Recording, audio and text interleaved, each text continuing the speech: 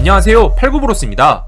전세계 최대의 자동차 회사라고 할 수 있는 토요타, 그 토요타에서 회장이었던 토요다 아키오는 최근 회장 자리에서 내려와 우리는 자동차 산업에서 100년에 한 번 있을까 말까한 변화의 직면에 있고, 그런 나는 디지털화, 전기자동차, 커넥티드카에 관해서는 구식이기 때문에 자동차 전문가 이상이 될 수가 없어 이것이 한계라며 젊은 세대들에게 모빌리티의 미래를 위한 새로운 장을 열 수 있도록 회장 자리에서 물러나 사장직을 맡게 되었죠. 그래서 이번 영상에서는 토요타의 역사와 그 토요타 가문에서 태어나 오직 자동차 하나만 바라봤던 재벌집 도련님 토요다 아키오에 대해 지금 시작하겠습니다. 천을 만드는 방직기에서 자동차까지, 예전에도 다루긴 했지만 오늘날의 토요타라는 거대한 회사가 되기까지 토요타의 역사를 보자면 1867년 에도막부가 끝나가고 일본의 산업혁명이 오던 메이지 시대에 시즈오카현 코사이에서 태어난 토요다 사키치는 집이 가난했기에 목수였던 아버지의 일을 도우며 어린 시절을 보내게 되었습니다. 하지만 토요다는 이 와중에 엄청난 책벌레였고, 그 지식을 무기로 가난했던 삶을 청산하려 발명품에 관심을 갖게 되었죠. 그러던 어느 날 배틀로 힘겹게 천을 짜서 옷을 만드는 어머니를 보고 토요다는 보다 더 편한 배틀을 만들기로 결심하며 결국 자동 목재 방직기를 만들게 되었고, 이 방직기는 기존 배틀보다 생산성이 좋아 사람들에게 큰 인기를 얻게 되었습니다. 물론 유럽에는 산업혁명 시절부터 방직기는 있었는데 토요다가 발명한 것은 실이 잘못 짜여도 기계가 계속 가동되던 기존 방직기와는 달리 스스로 기계가 멈춰 다시 수정이 가능했던 나름 신식 방직기였던 것이죠. 그래서 토요다는 이 G형 방직기로 특허권을 내고 본격적으로 방직 공장을 설립하며 사업을 확장해 나가는데, 이 소식은 저 바다 건너 영국에까지 전해지게 되면서 1929년 토요다는 영국 플레사라는 회사에게 당시 10만 파운드라는 엄청난 돈을 받고 특허권을 판매하게 되었습니다. 그리고 그 돈은 자신의 아들이었던 토요다 키이치로에게 미래는 자동차라며 자동차 사업을 위해 사용하라고 물려주게 되었고, 그 다음해인 1930년 토요다 사키치는 비교적 이른 나이에 세상을 뜨게 되었죠. 우리나라 덕분에 성장한 토요타, 토요다 방직회사를 물려받은 토요다 키이치로는 방직회사도 운영하면서 1933년 아버지의 말을 따라 방직회사 내에 자동차 부서를 신설한 다음 토요타 최초의 트럭인 G1과 최초의 세단 AA를 출시하게 됩니다. 그리고 당시 일본 정부도 자동차 사업에 관심을 갖던 때였고, 1937년 2차 중일 전쟁에서 토요다의 트럭이 군용 트럭으로 사용이 되면서 토요다는 토요다 자동차 주식회사까지 설립해 본격적으로 성장하게 되었죠. 하지만 일본이 2차 세계대전에서 패하며 상황은 급변하게 되었는데 1949년 다찌라인 정책으로 일본의 여러 회사들과 공장은 파산하게 되었고, 토요다 역시도 임금 문제와 법정 관리 등 여러 문제가 겹치게 되면서 부도 위기가 찾아오게 되었습니다. 하지만 얼마 가지 않아 한국 전쟁이 발발하며 미국은 최전선에 배치할 트럭 1000대가 필요하게 되었고, 이때 토요다는 미군에 납품할 트럭 수주를 따내며 기사회생하게 되었죠.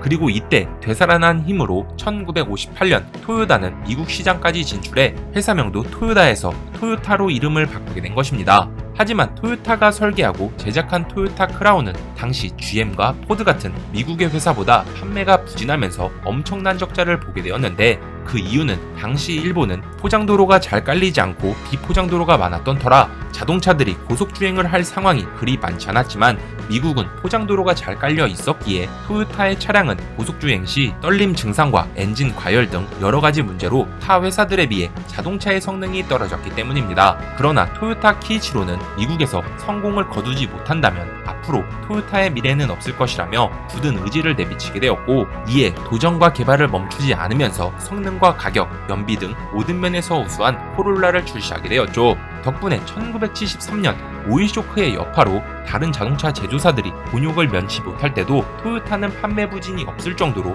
건재하게 되었고, 이 힘으로 현재 세계 제1의 자동차 회사가 된 것입니다. 재벌집 도련님 토요다 아키오.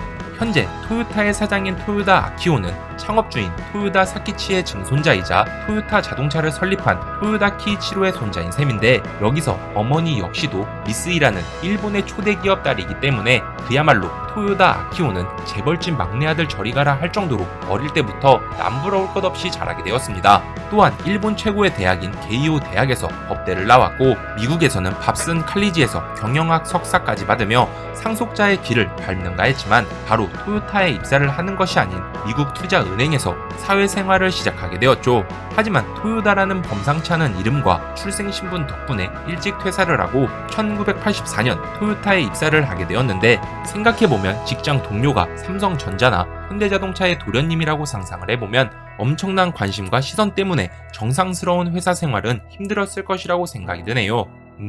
Is Toyota yours?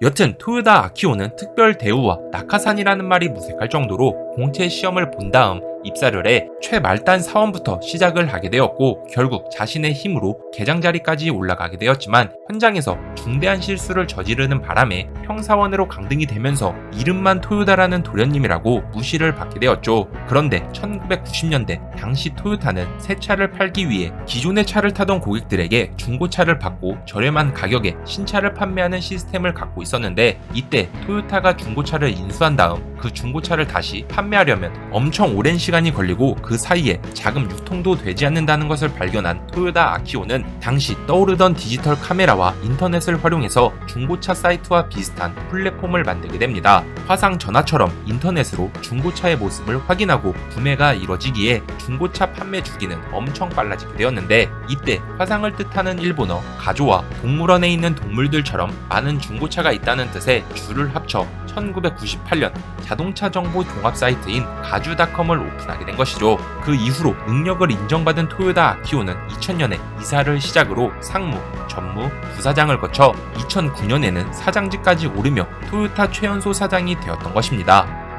토요다 아키오의 스승이었던 나루세 히로무, 이니셜 D에서 나왔던 AE86과 토요타 하면 바로 떠오르는 수프라 등 그야말로 토요타에서 나오는 모든 차량들은 한 인물을 통해 먼저 시운전이 되는데, 그 인물은 바로 나루세 히로무 씨입니다. 먼저 나루세 히로무에 대해 잠깐 알아보자면 1963년 토요타에 입사해 자동차 정비 일을 시작으로 1979년에는 토요타에 새로 신설된 전속 드라이버 300명 중에서도 가장 실력이 뛰어난 마스터 드라이버로 손꼽힌 인물이었죠. 그래서 게이오 대학에서 법학을 전공하고 미국에서 MBA 과정까지 수료했던 토요다 아키오는 토요타에 입사 당시 재벌 2세라는 프레임이 씌워져 있었기에 마스터 드라이버였던 나루세 히로무도 운전이 뭔지 모르는 놈에게 차에 대해서 이런저런 소리를 듣고 싶지 않다며 그저 토요다 아키오를 토요타의 도련님으로만 생각하게 되었죠. 하지만 토요다 아키오는 자신을 제자로 받아달라며 그에게 부탁을 하게 되었고, 이에 나루세 히로무는 한 달에 한 번이라도 좋으니 진지하게 운전을 배우고 싶다면 가르쳐주겠다고 말을 하게 되었습니다. 하지만 한 달에 한 번도 아니고 매주 찾아와 그에게 교육을 받으며 둘은 점점 가까워지게 되었고, 급기야 토요다 아키오는 자신이 일궈낸 가주닷컴을 활용해 아마추어 레이서들과 함께 니르부르크링 24시에 참가하는 일까지 벌이게 되었죠. 물론 토요타의 마스터 드라이버였던 나루세 히로무를 앞세워서 말입니다. 그러나 당시 토요타는 F1에만 몰두했었기에 모든 예산은 F1에만 편성이 되었고, 그렇게 지원은커녕 토요타의 이름도 사용할 수 없게 되면서 2007년 토요다 아키오는 가주레이싱 팀이라는 이름으로 참가를 하게 되었던 것이죠. 그리고 아키오는 자신의 신분을 감추려고 토요다 아키오가 아닌 모리조라는 이름으로 출전을 하게 된 것입니다. 여담으로 모리조라는 이름은 토요타의 거점이 되는 아이치현의 엑스포 공식 마스코트 모리조라는 캐릭터인데, 개인적인 생각으로는 토요다 아키오가 이 캐릭터를 이름으로 결정했던 것은 자연의 예지라는 엑스포 주제에 걸맞게 내연 기관이 아닌 하이브리드나 전기차 같은 친환경적인 자동차의 길로 토요타가 가기 위해서는 아닐까 하고 조심스레 생각해보게 되네요.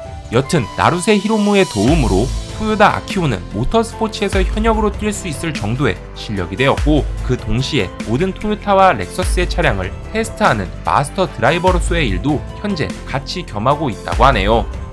나루세 히로무 씨는 한평생을 토요타의 테스트 드라이버로 살아왔었지만 그 끝도 역시나 토요타였는데, 이게 무슨 소리냐면 2010년 4.8리터의 V10 엔진을 장착한 토요타의 스포츠카 LFA에 시운전을 하다가 맞은편에서 오던 다른 차량과 충돌해 니르부르크링 서킷 근처 도로에서 바로 사망했기 때문입니다. 그래서 토요다 아키오는 자신의 스승이었던 나루세 히로무를 위해 니르부르크링에서 열리는 대회에 참가할 때 경기가 시작되기 전 잠시나마 그를 기리는 애도의 시간을 갖는다고 하네요. 토요다 아키오의 험난한 사장의 길, 그저 토요다 가문이라는 점 하나 때문에 일본에서는 세습 경영이 아닌가 하는 우려가 많았지만 저번 영상에서 다뤘듯 가주닷컴과 여러가지 실적으로 토요다 아키오는 자신의 능력을 스스로 증명하면서 토요타의 사장 자리까지 오르게 되었습니다. 하지만 토요타 최고의 자리까지 오른 토요다 아키오는 사장이 되자마자 그야말로 가시밭길을 걷게 되는데, 먼저 리먼 브라더스 사태라고 불리는 리먼 브라더스가 파산을 하게 되면서 북미뿐만 아닌 세계 곳곳에서는 금융 위기가 찾아오게 되었고, 덕분에 북미에서 박차를 가하고 있던 토요타와 렉서스는 소비자들이 지갑을 닫게 되면서 엄청난 판매 부진을 겪게 된 것이죠. 그러나 암담한 현실은 여기서 끝이 아니었고, 2010년 토요타 차량의 급발진 문제가 생기면서 전 세계에 판매된 1000만 대 이상의 토요타 차량을 모조리 리콜해야 하는 사태까지 왔던 것입니다. 게다가 2011년에는 동일본 대지진과 동남아 공장이 있는 태국에 엄청난 홍수가 찾아오게 되면서 토요타의 생산시설은 그야말로 엄청난 타격을 입게 되었던 것이죠. 막 사장 자리에 부임하고 일어났던 리콜 사태는 완벽히 그의 잘못이 있는지는 모르겠지만 천재지변이나 세계 경제의 흐름은 철저히 외부적인 요인이기에 마냥 토요다 아키오를 나무랄 수가 없는데, 여기서 잠깐 그가 얼마나 멋진 리더인지 한번 봐보자면, 리콜과 관련해 미국 정부 개혁위원회에서 열린 청문회에 증인으로 참석한 토요다 아키오는 집중 추궁을 받은 뒤 나는 오늘 청문회에서 혼자가 아니었다. 미국과 전 세계에 있는 토요타의 동료들이 나와 함께 해줬다고 말하며 감정이 복받쳐 잠시 울먹이는 모습을 보이기도 했죠. 게다가 리콜 사태와 관련해 만일 오바마 미국 대통령을 만나게 된다면 어떤 말을 하고 싶은가라는 질문에 토요다 아키오는 자사의 제품에 엄청난 믿음을 보이면서 토요타 자동차는 언제나 안전하다고 말할 것이라며 인터뷰를 했다고 하네요. 누군가는 이런 모진 풍파를 겪을 때 자기 잘못이 아니라면서 책임을 회피할 수도 있고, 진짜 만회하지 못하고 주저앉는 모습도 보일 법한데, 확실히 대기업을 이끄는 리더는 다르다는 것을 보여주는 것 같습니다. 그리고 이런 고난과 역경은 본격적으로 토요다 아키오가 앞으로 엄청난 각성을 하는 계기가 되었죠. 토요다 아키오의 본격적인 사장의 길.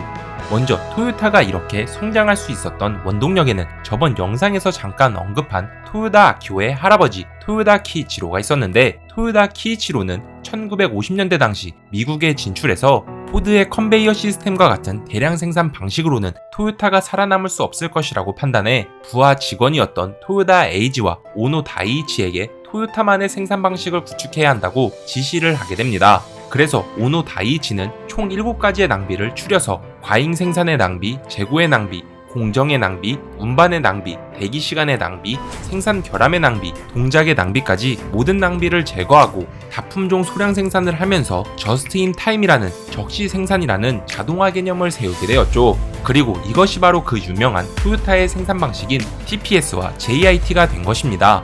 다시 돌아와 기울어진 회사를 다시 일으키기 위해 토요다 아키오는 기존의 TPS와 JIT를 넘어서 토요타 내의 모든 재고와 심지어 사원들이 쓰는 필기구까지 원가를 줄이는 데 노력하게 되었고, 판매하는 차량의 모델도 간소화시키면서 기존 100명에 달했던 임원들도 10명 안팎으로 줄이게 되었죠. 또한 예전 토요타는 콧대가 높아서 자사의 계열사인 덴소나 아이신 등 토요타에서 사용되는 모든 물건들은 자기 집안에서 만들고 다른 회사와의 업무 협약은 거의 없다시피 했는데, 토요다 아키오는 스바루와 BMW, 스즈키, 마츠다는 물론 마이크로소프트와 소프트뱅크까지 제휴관계를 넓혀가면서 열린 회사로 탈바꿈을 하게 되었던 것입니다. 그 결과 토요타는 2013년 전세계 판매량 1천만 대를 돌파하게 되었고, 2018년에는 사상 최대 이익을, 그리고 2019년에는 역사상 처음 30조엔 매출을 달성하게 되면서 2020년에는 폭스바겐을 제치고 다시 전세계 자동차 판매량 1위를 재탈환하게 된 것이죠. 토요타의 고성능 GR.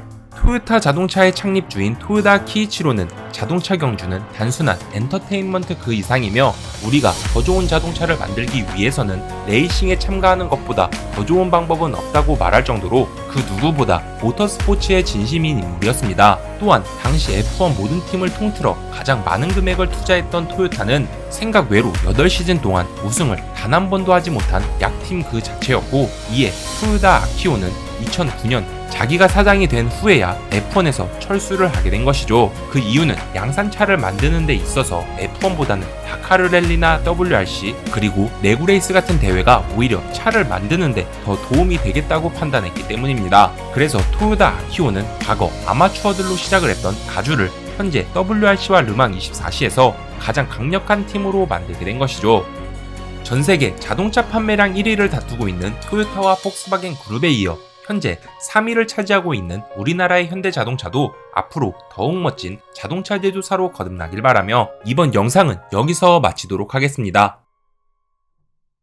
오늘의 정보는 어떠셨나요? 재밌게 보셨다면 좋아요와 구독 부탁드리겠습니다. 끝.